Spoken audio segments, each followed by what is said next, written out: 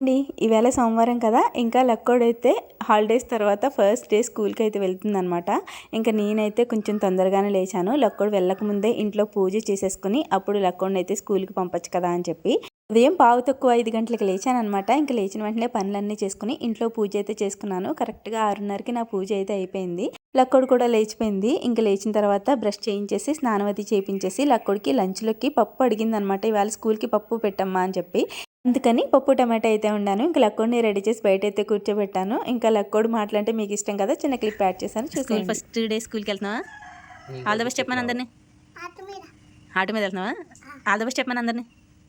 అందరూ all the best చెప్పండి నాకు అని. Auto, auto rickshaw, car, train, bus, cycle, jeep,